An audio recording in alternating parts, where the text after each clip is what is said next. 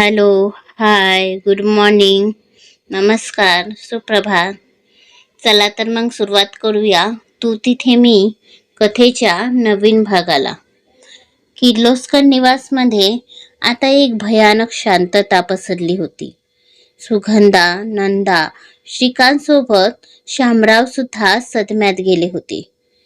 सीनच तसा होता ज्याची त्यांनी कधी स्वप्नात सुद्धा कल्पना केली नव्हती. म्हणून त्या सगळ्यांना समोर असलेला धक्का पचवणे अवघड जात होतं. कारण समोर यश सियाच्या हाताला धरून दारात उभा होता, तर भांगेत कुंकू भरलेली सिया अजूनही निर्विकार होती. डोळे आटले होते. आता त्यात ना अश्रू होते ना आणखी काही. होती ती फक्त एक पोकळी, कधीही भरून न निघणारी. किर्लोस्कर कुटुंबियांचं लक्ष कधी सियाच्या त्या भावहीन चेहऱ्यावर जायचं, तर कधी त्यांच्या नजरा यशच्या त्या हातावर, ज्याने आता त्याने त्या नाजूक बाहुलीचा हात घट्ट धरला होता. सुगंधा, अगं काय हे? तू तर बोलली होतीस की हा हिटलर सकाळी सकाळी खूप काळजीत बाहेर पडला, पण याने तर सरळ डीडीएलजे सारखं नवरी घेऊनच आला. नंदा सियाच्या भांगीत चमकणारं कुंकू बघून सुगंधा यांना म्हणाली, अहो आई, मला पण तेच कळत नाही आहे की हे कसं झालं. मला वाटलं ऑफिसचं असेल काही. सुगंधा, सुगंधा, तू तर राहूच दे. तसंही तुझं आजकाल तुझ्या पोरावर कमी आणि स्वतःच्या दागिन्यांवर जास्त लक्ष असते. नंदा म्हणाली तसा बिचारी सुगंधाचा चेहराच पटला. या दोघींची इकडेही खुसूरपुसूर चालली होतीच की यशच्या आवाजाने सगळ्यांना भानावर आणलं. श्रीकांत हे समोर होऊन काही विचारणारच की शामराव यांनी त्यांना हाताला धरून थांबवलं. अहो, सुनबाईचं गृहप्रवेश करा. शामराव नंदाला बघत म्हणाले. तसं नंदाने सुगंधाला पाहिलं. तशा सुगंधा किचनमध्ये निघून गेली. थोड्याच वेळात सुगंधा आरतीचं सामान घेऊन मेड सोबत बाहेर आली. मेडने हातात असलेला कलश दारात ठेवला. सुगंधा यांनी सियाची आरती केली, तिला हळद कुंकू लावून फुलांचा वर्षाव केला आणि तिला तो कलश पाडून आत येण्यास सांगितलं. पण सिया मात्र अजूनही तशीच उभी होती, जे बघून मागचे सगळे एकमेकांच्या तोंडाकडे पाहू लागले. सुगंधा सुद्धा आश्चर्याने यशकडे पाहिलं. तसं यशने हळूच सियाला खुणावलं आणि तिला आधार देत तो कलश पाडून आत आला.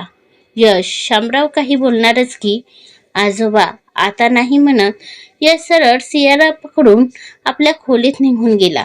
खाली सगळे मात्र चिंतेत उभे होते.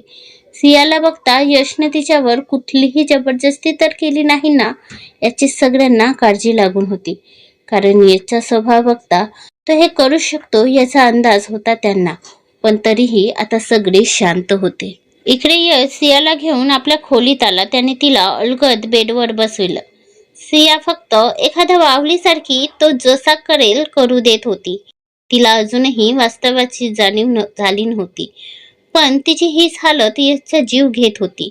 बेबी डॉल, तू बस इथे, मी आलोच हा, बोलून यश खोली बाहेर पडला. त्याला येताना बघून सगळे उठून उभे झाले. मॉम, तू जरा सियाजवळ बस, मी आलोच डॉक्टरांशी बोलून, यश म्हणाला आणि कुणाचं काहीही न ऐकता सरळ कानाला फोन लावत बाहेर पडला. तर सुगंधासोबत सगळे त्यालाच बघत होते. आजपर्यंत त्यांनी कधीच यशला इतकं कसावीत झालेलं बघितलं नव्हतं. सुगंधा, तुम्ही जा पोरीजवळ, काय आहे ते नंतर बोलूच आपण, श्रीकांत म्हणाले. तशा सुगंधा आणि नंदा दोघेही यशच्या खोलीकडे निघाल्या. त्या दोघी खोलीत आल्या तर सिया अजूनही यशने जसं बसवलं होतं तशीच बेडवर बसली होती. तिची नजर आताही शून्यात हरवली होती. तिला बघून तर त्या दोघींना विश्वासच बसत नव्हता की ही तीच हसरी खेळती मुलगी आहे जिला त्यांनी त्या दिवशी ऑफिसमध्ये बघितलं होतं. चेहरा कोमेजलेला डोळे निर्विकार, केस विस्कटलेले. तिची हालत त्या दोघींनाही बघवत नव्हती. बाळा, तू घाबरू नकोस. यशने जर तुझ्याशी काही म्हणजे तुला सुगंधाला तर समजतच नव्हतं की कसं बोलावं. अगं गप ग. जर तू अशीच कासवाच्या चालीने विचारत राहशील ना तर मग झालंस. तू हो बाजूला, मी बोलते. नंदा त्या दोघींच्या मधात आपलं ते भलं मोठं शरीर घुसवत बोलली. हे बघ बाळा, जर त्या हिटलरने तुझ्यासोबत काही चुकीचं केलं असेल ना तर तू अजिबात घाबरू नकोस. त्याला तर माझी ही छडी सुधारेल. नंदा आपल्या हातातली ती काठी दाखवत बोलली. तशी सुगंधा आपल्या सासूला बघू लागली. जसं की विचार करत असावी माणसाने फेकावं, पण इतकंही नाही. नंदा, काय ग, तू अशी का बघतेस? मी खोटं बोलत आहे का? नंदा नजर रोखत बोलली. तशी सुगंधाने आपली मान उगीच इकडे तिकडे करत सासूच्या मनाची शांती करून घेतली. पण सिया मात्र अजूनही शांतच होती. तशा त्या दोघी तिला बघून काळजीत पडल्या.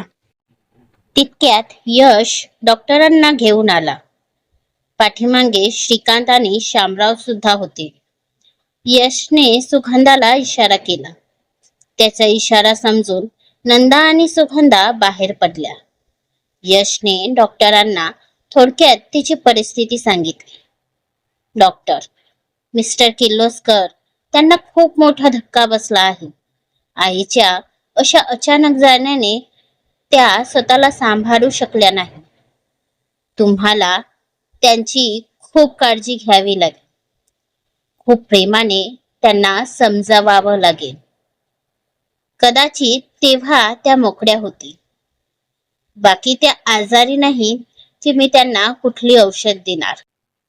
आता तुमचं प्रेम आणि कुटुंबाचं प्रेमच त्यांच्या जखमेवरचं औषध आहे, डॉक्टर म्हणाले आणि यशला बघू लागले. यशने त्यांना डोळ्यांनीच होकार दिला. बाहेर सगळे अजूनही काळजीत होते. नंदा, सुगंधा, अगं नेमकं काय झालं असेल ग पोरीला? मला तर बाई तिची अवस्था बघवतच नाही आहे बघ. सुगंधा, माहित नाही आई, आता कळेलच. सुगंधा समोर त्या बंद दाराकडे बघत म्हणाली. अगं कधीच हेच ऐकतो आहे. आता कळेल, आता कळेल, पण तो हिटलर फुटेल तेव्हा ना. नंदा थोडी वैतागतच बोलली. म्हातारीला तर खूपच घाई झाली वाटतं जाणून घ्यायची. आणि होणार का नाही? ज्यासाठी तिने इतका आटापिटा केला, ज्या जासूस देखील लावला, ती गोष्ट, ती मुलगी साक्षात त्यांचा हिटलर नातू घरात घेऊन प्रकट झाला. तो सुद्धा असे तसे नाही तर लग्न करून. घाई तर होणारच ना. यश, आता सांगशील का नक्की भानगड काय आहे ते, आणि ही मुलगी कोण आहे? नंदा, त्या अगोदर हे सांग, तू तिला काही त्रास तर दिला नाही ना, ज्यामुळे ती पोर अशी शांत झाली? नंदा श्रीकांत यांचं बोलणं मधातच तोडत म्हणाली. तशा याच्या करडा नजरा त्यांच्यावर आल्या. म्हणजे ही बाई असा विचारच कसा करू शकते? मी आणि माझ्या डॉलला त्रास देईल? नाही तर तिला त्रास देणाऱ्या चा जीव घेणाऱ्यातला आहे. पण आता हे या म्हातारीला कोण सांगेल? यशने नंदाला बघून मनातच बडबडून घेतले. शामराव, अहो तुम्ही शांत राहा जरा. यश, आता सांग. शामराव म्हणाले. आता सगळ्यांचे कान यशच्या दिशेने टकरावले. नंदाचे जरा जास्तच. तर आपल्या आजीचा तो अतिउत्साह बघून यशने मनातच एक सुस्कारा सोडला आणि सांगू लागला. तसे तिथे असणाऱ्या सगळ्यांचे भाव झरझर बदलू लागले. यश सुद्धा ते बघत होता. यशने त्यांना सगळं सांगितलं. डॉक्टर काय म्हणाले ते सुद्धा. फक्त तो सियावर प्रेम करतो हे सोड. कारण ही गोष्ट त्याला आपल्या बेबी डॉलला सर्वात अगोदर सांगायची होती. पण कदाचित ती वेळ अजून यायची होती. थोड्या वेळ पुन्हा तिथे शांतता पसरली. काय बोलावं कुणालाही सुचत नव्हतं. सोबतच त्यांना यशचा गर्व सुद्धा वाटत होता. यश, आता तिला खूप सांभाळावं लागणार आहे. डॉक्टरांनी सांगितल्याप्रमाणे आपल्या सगळ्यांच्या सहवासाने आणि प्रेमानेच ती या ट्रोमातून बाहेर पडेल. यशवर आपल्या खोलीकडे बघत म्हणाला, जिथे आता त्याची बेबी डॉल होती. नंदा, बिचारी पोर, इतक्या कमी वयात काय काय झेललं बिचारीने. त्यात आता पोरकी झाली. नंदाच्या शब्दाने पुन्हा याचं काडीच पिडवटून निघालं. सुगंधा, हो नाही. शामराव, ते सगळं ठीक आहे यश, पण तुमचं लग्न त्याचं काय? यश, आजोबा, ते लग्न मी पूर्ण मनाने केलं आहे आणि मला मान्य देखील आहे. एकदा सिया ठीक झाली की मी आमच्या लग्नाची अनाउन्समेंट करेल, तेव्हा सगळ्यांना कळेलच. यश म्हणाला तसे आता शामराव गप्प झाले. आता या लग्नाला यशचा होकार आहे म्हटल्यावर ते समोर तरी काय बोलणार होते म्हणा.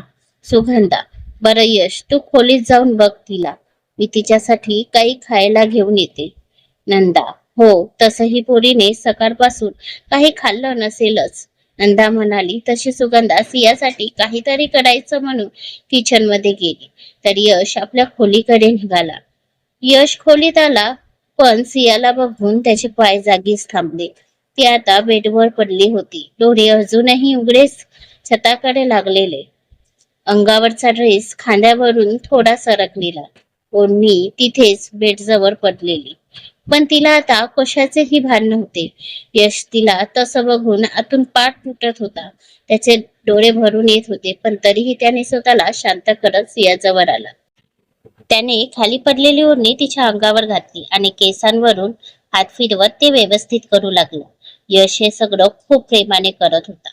त्याचा प्रेमळ स्पर्श सियाला सुद्धा जाणवत होता आणि म्हणून ती हळूहळू शांत होत होती. यश, डॉल, प्लीज बाळा, उठतेस का? त्याने हळूवार प्रेमळ अशी साथ घातली.